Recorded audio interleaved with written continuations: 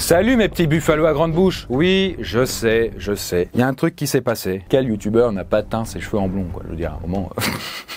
En vrai, c'est pour une grosse vidéo qui est censée sortir début de l'année prochaine. Une énorme expérience psychologique. En tout cas, est-ce que vous connaissez des gens dans votre entourage qui ont déjà vraiment eu de la chance dans leur vie? Moi, j'ai un cousin qui a déjà gagné 150 € à l'euro-million. C'est de la merde. Non, attends. Non, là, je te parle vraiment de chance vitale. D'un type de chance qui fait qu'aujourd'hui, tu es encore parmi nous.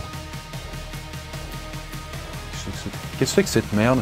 Vous avez été hacké. Agathe? Je crois qu'on a été piraté. Eh, t'es qui, toi? Tire-toi! Tire-toi!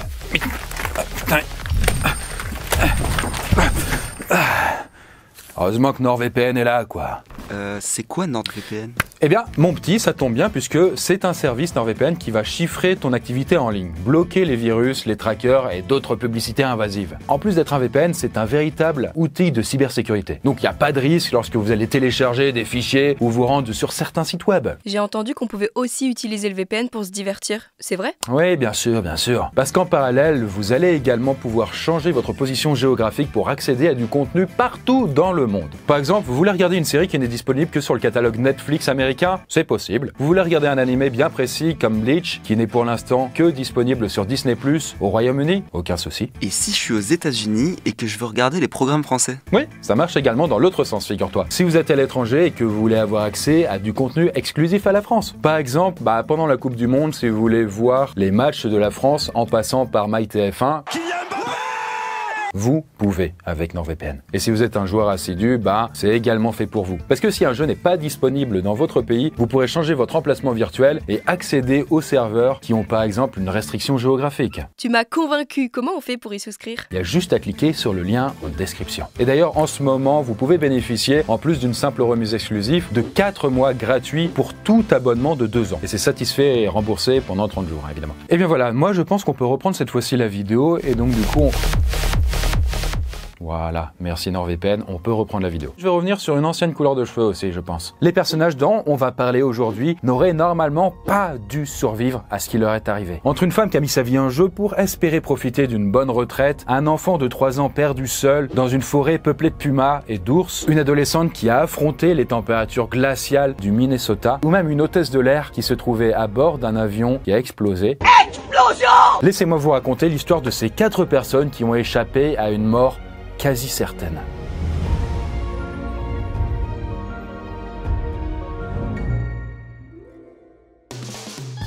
Annie Edson Taylor. Bon, laissez-moi vous raconter l'histoire d'Annie Edson Taylor, qui est née le 24 octobre 1838 à Auburn, voilà, dans l'État de New York. Que New York, c'est pas qu'une ville. Et notre chère Annie a affronté en fait pas mal d'épreuves de vie. Son père meurt quand elle a 12 ans, puis plus tard, elle perdra un enfant en bas âge, et son mari va même mourir dans la guerre de sécession. Bon, en tout cas, après avoir baroudé la majeure partie de sa vie, elle pose ses valises à Bay City, dans le Michigan. Nous sommes alors en 1900, et Annie, elle a bien vécu puisqu'elle a 60 balais. Et là, elle a un objectif clair, mettre de l'argent de côté pour sa retraite. Bon, il était temps, mais bon, après, c'était pas la même période, c'était pas la même époque. Et du coup, pour ce faire, elle va tenter un pari fou en devenant la première personne à descendre les chutes du Niagara et en ressortir en vie. Donc là, pour gagner de l'argent, elle se dit que mettre sa vie en jeu, c'est la meilleure idée? Eh oui, visiblement, oui. Mais elle ne va pas y aller tête baissée. En fait, elle va faire beaucoup de recherches et beaucoup de tests pour trouver quel serait le moyen de transport parfait pour cette aventure. En effet, la hauteur des chutes du Niagara, à cheval entre les États-Unis et le Canada, est de 57 mètres. Si cela est bien évidemment loin de certaines chutes qui font des centaines de mètres de hauteur, le fait que son débit soit de 2800 mètres cubes d'eau par seconde rend sa descente quasi suicidaire. Finalement, elle opte pour un énorme tonneau, un baril de cornichons pour être plus précis. Donc vraiment, du coup, ils entreposaient des cornichons là-dedans. Le tonneau est quand même en chêne et il est cerclé de fer. Et là, évidemment, elle garnit l'intérieur d'un matelas pour amortir le plus de choc possible. C'est pour sauter des chutes du Niagara. C'est-à-dire que du coup, elle va se foutre là-dedans et puis elle va tomber. Du coup, voilà. On n'y est pas encore parce que après plusieurs jours de recherche et après avoir essuyé plusieurs refus pour se faire sponsoriser pour l'événement, sauter des chutes, elle finit enfin par en trouver un promoteur pour financer tout ça. Et il s'appelle Frank Russell. Et là, son rôle, c'est de susciter l'intérêt des médias pour un maximum de retombées et un maximum de thunes, quoi. Et donc, à l'image de l'exploration spatiale, Annie décide d'abord de tester l'embarcation en mettant un chat dans le tonneau. Quelques jours avant la grande tentative captive. Donc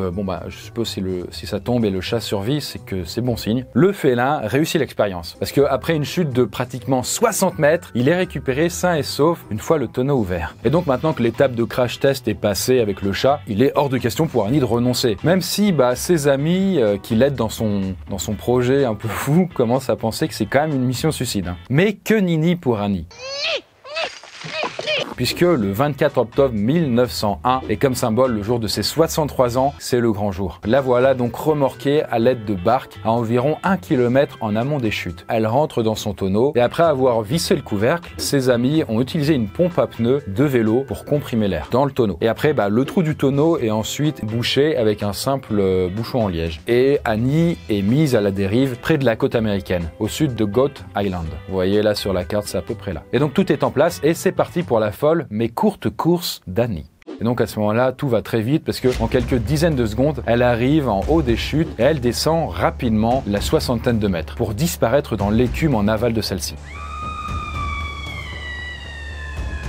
Et puis après quelques minutes, le baril émerge enfin du cours inférieur de la rivière. Et ses amis se précipitent pour atteindre le tonneau. Et là, les secouristes improvisés ont mis quand même un peu plus de temps pour ouvrir le tonneau qu'on en avait mis pour le fermer. Parce qu'il est tellement pressurisé que c'est pas facile. Mais une fois ouvert, ils découvrent une Annie qui saigne abondamment de la tête. Mais elle est en vie. Voilà. Bon, si. Après, elle admettra quand même plus tard qu'elle a perdu connaissance à un moment, mais dont, en vrai, on ne constate qu'une grosse entaille au niveau du cuir chevelu. Donc elle a pensé à tout, sauf à mettre un casque? Effectivement, Ariane, effectivement. D'ailleurs, je suis ravi que tu sois là. Je pense qu'on le verra un peu plus souvent dans le futur.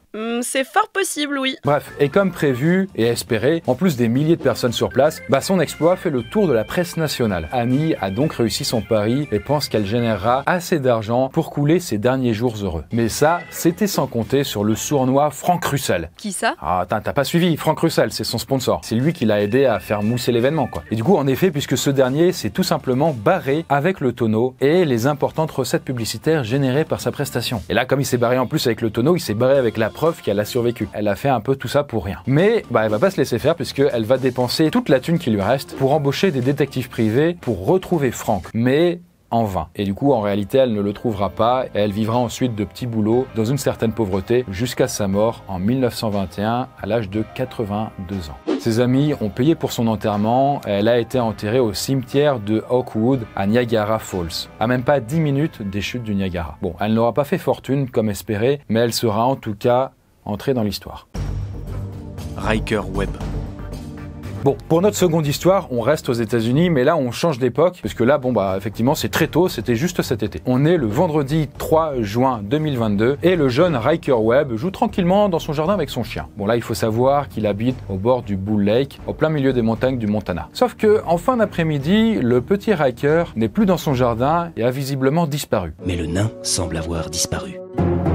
Un voisin qui commence à s'inquiéter appelle donc la police sur les coups de 17h. Et à ce moment-là, les autorités arrivent sur place et elles constatent que le gosse a effectivement bien disparu. Mais que cela fait plus de 2 heures que plus personne ne l'a vu. Et que, visiblement, ça n'a pas inquiété ses parents. Bon, à ce moment-là, l'alerte est donnée. Riker Webb, jeune enfant de 3 ans, roux et aux yeux bleus, est officiellement porté disparu. Et à ce moment-là, c'est le branle-bas de combat, puisque plusieurs équipes à pied sont déployées, soutenues par des équipes cynophiles. C'est-à-dire qu'ils ont des kleps avec eux, quoi. Il y a même des drones qui sont utilisés et un bateau qui parcourt tout le Bull Lake. Puis voilà, la journée se passe et le lendemain, le samedi 4 juin, les secouristes redoublent d'efforts. Il y a même 2 hélicoptères de la garde nationale qui arrivent et les équipes au sol sont doublées. En fait, comme la forêt est très dense, c'est un sacré bordel pour coordonner et pour voir un peu tout ce qui se passe, quoi. Mais histoire de ne rien arranger, les conditions climatiques empirent le samedi soir. Là, il y a beaucoup de pluie et il y a un orage qui éclate. Surtout que, de ce qu'on sait, le gosse n'avait qu'un vulgaire pyjama alors que la température était quand même de 4-5 degrés, quoi. Mais heureusement qu'il n'y a pas d'animaux dangereux en plus de ça dans le coin. Justement, figure-toi que si. Parce que, en effet, Riker est perdu dans une forêt peuplée d'ours et de pumas. Et donc, une potentielle rencontre n'est pas impossible, hein. Mais à cause des conditions climatiques, les recherches doivent être mises en pause. Et donc, le dimanche 5 juin, 2 jours après sa disparition, c'est plus de 50 personnes qui sont mobilisées pour retrouver le petit Riker. Et donc dans l'après-midi, alors que les membres d'une famille se rendent dans leur cabane en pleine forêt, ils entendent une voix venant de l'arrière de l'habitation. Et là, avec stupeur et surtout soulagement, ils découvrent le petit Riker qui s'était réfugié ici. Bon, le gamin est effrayé, il a faim, il a soif et il meurt de froid. Mais il est vivant. Et justement, pourquoi on parle de cette histoire, surtout qu'elle est récente, c'est parce que du coup, quand ils l'ont retrouvé, le gamin, il avait cette tête. Voilà. C'est... ouais. Bon, voilà. C'est...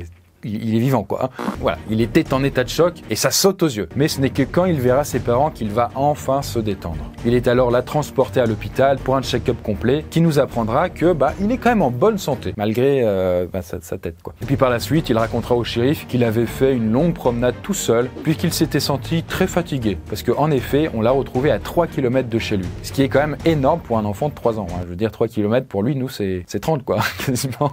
Mais bon, là, il n'est pas au cimetière, heureusement, tout est bien qui finit bien. Cela dit, il y a quand même une question qui subsiste. Comment un enfant a pu se soustraire à l'attention de ses parents? Qu'est-ce qui s'était vraiment passé? Jean Hilliard. Cette histoire se passe il y a quelques décennies dans la nuit du 20 au 21 décembre 1980. Et ce soir-là, Jean, jeune américaine de 19 ans, vivant dans le Minnesota, s'apprête à rentrer chez elle après avoir passé une soirée chez ses amis. Et j'imagine qu'elle n'arrivera jamais à destination? Il y a un très très bon pronostic. Et en effet, sa voiture tombe en panne et la voilà toute seule, sans moyen de communication. Car oui, au début des années 80, on est encore loin des téléphones portables. Au lieu de patienter dans sa voiture jusqu'au lever du jour, elle décide de sortir alors que la température est quand même bien en dessous de 0. Et là, comme elle veut rejoindre la maison d'un ami qui n'habite pas très loin, elle s'écroule malheureusement de fatigue et de froid, à quelques dizaines de mètres de l'habitation. Et là, la pauvre a tout simplement perdu connaissance. Et la voilà donc allongée dans la neige, alors que la température avoisine les -20 et qu'elle n'est pas spécialement habillée pour résister à des conditions pareilles. Et donc quelques heures plus tard, au petit matin, l'ami dont elle essayait de rejoindre la maison la découvre avec effroi, allongée dans la neige et littéralement congée. Il pense qu'elle est morte, mais quand même, il va l'emmener à l'hôpital en urgence. On ne sait pas, ce serait bête de pas tenter. À son arrivée sur place, les nouvelles ne sont pas très réjouissantes du tout, parce que Jean affiche une température corporelle de 27. Je rappelle, on est plutôt à 37, un truc comme ça, quoi. Et là, le médecin qui l'a accueilli la décrit, je cite, comme froide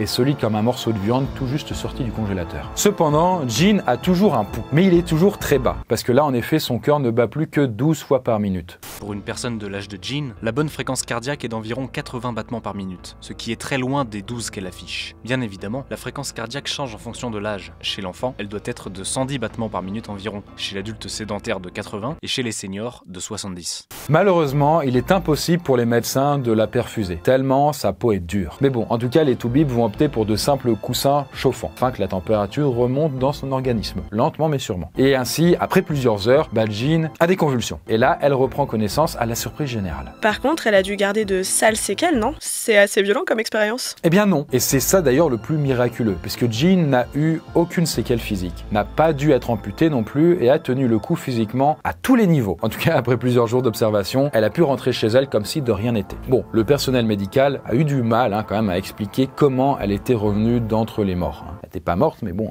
c'était tout comme quoi. Mais peut-être, il y a quand même une piste, parce que le fait d'avoir consommé de l'alcool dans la soirée a peut-être pu protéger ses organes du gel. Et en tout cas, il y a des scientifiques qui se sont penchés sur son cas et ils estiment qu'elle avait un métabolisme quand même extraordinaire. Parce que, en effet, quand on fait baisser la température du corps, ça permet de ralentir le métabolisme et ainsi de réduire les besoins en oxygène. C'est le principe de la cryogénisation qu'on aimerait faire, ce genre de choses. Après, ça veut pas dire pour autant qu'il faut se balader en hiver presque à poil et puis faire une sieste dans la neige. Non, surtout à -20, parce que là on est d'accord, la chance a quand même joué énormément pour qu'elle soit pas morte de froid cette nuit-là. Vesna Vulović. Là, on retourne en Europe pour cette dernière histoire, puisqu'on parle de l'histoire de Vesna Vulović, qu'on dirait d'ailleurs tout droit sorti d'un scénario de film. Vesna Vulović est née le 3 janvier 1950 à Belgrade. Alors, on a très peu d'infos sur son enfance et son adolescence. Néanmoins, on connaît quand même son métier qui est central dans l'histoire. Elle est hôtesse de l'air. On fait un petit saut dans le temps et là, on la retrouve alors qu'elle a 22 ans. Elle travaille alors pour la compagnie aérienne serbe JAT. Depuis moins d'un an, elle s'apprête à embarquer sur le vol 367. Vol d'ailleurs sur lequel elle n'aurait jamais dû se retrouver en réalité. En fait, Vesna Vulovic porte exactement le même prénom et nom qu'une autre hôtesse de la compagnie, et par le manque de vérification, elle est attribuée au mauvais vol. Vraiment là, improbable. Elle monte alors à bord d'un avion Douglas DC-9. Vous voyez ce type-là, c'est un avion de court courrier. Et d'ailleurs, le trajet est plutôt court. Ils vont de Stockholm, en Suède, jusqu'à Belgrade, qui est la capitale de la Yougoslavie à l'époque. Environ 1 heure après le décollage, et alors que l'avion traverse la frontière de la Tchécoslovaquie, l'engin explose. Comment ça? En fait, oui, l'appareil se disloque en 3 parties. Et selon la version officielle de l'époque, un nationaliste croate aurait posé une bombe sur l'avion. Ouais, à l'époque, la Croatie était fédérée au sein de la République de Yougoslavie. Et ça ne plaisait apparemment pas à tout le monde, quoi. Il voulait être indépendant. Une autre version, donnée des années plus tard, avance une théorie selon laquelle un avion de chasse tchécoslovaque aurait abattu l'avion de ligne, après l'avoir confondu avec un engin ennemi. Mais cela n'a jamais pu être confirmé. Mais revenons quand même à notre chère Vesna, car vous vous doutez bien que son histoire va pas s'arrêter là. Suite à l'explosion de l'avion qui se disloque, les 27 passagers sont happés à l'extérieur de l'avion et meurent directement. En tout cas, Vesna, de son côté, qui est au fond de l'avion, se retrouve bloqué entre son chariot et l'arrière du fuselage. Et ça, heureusement, ça va quand même pas mal l'aider. Et là, donc, du coup, Vesna est dans une sorte de coque de protection improvisée, une sorte de capsule, en fait, vous voyez, qui fonctionne, mais qui chute de 10 000 mètres. Elle est là-dedans. Elle n'est pas encore morte. Et d'ailleurs, au bout de 10 000 mètres, le fuselage dans lequel elle est va se cracher dans les forêts enneigées de Tchécoslovaquie. Et plus précisément, près du village de Zbrkra Kamenis. Je suis pas sûr de l'avoir bien prononcé. Ça s'écrit Kamas.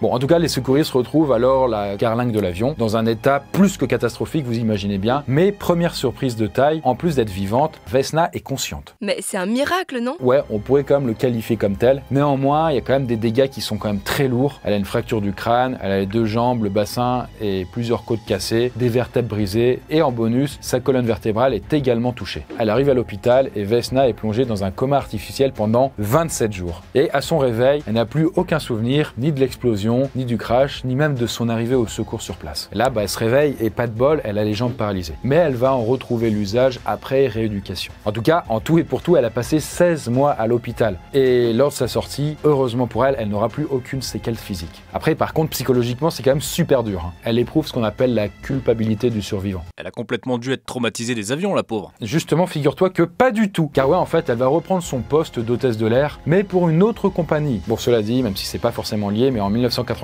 alors qu'elle a 40 ans, elle sera renvoyée par sa compagnie parce qu'elle aura pris part à des manifestations contre le président nationaliste serbe qui était à ce moment-là au pouvoir. Et en décembre 2016, à Belgrade, Vesna s'est éteinte à l'âge de 66 ans dans son appartement. D'ailleurs, pour l'anecdote, il faut savoir qu'elle est entrée dans le Guinness Book des records du monde. Et elle est dans la catégorie Highest Fall Survived Without Parachute. Et donc le chiffre officiel est de 10 160 mètres. Ouais, quand même. Ah oui, quand même. Et bien voilà, en tout cas, j'espère que ces 4 histoires vous ont plu. Vous, à votre avis, quel a été le plus chanceux, lequel vous auriez pas du tout voulu faire? En tout cas, si un jour ça vous arrivait, on vous souhaite bonne chance.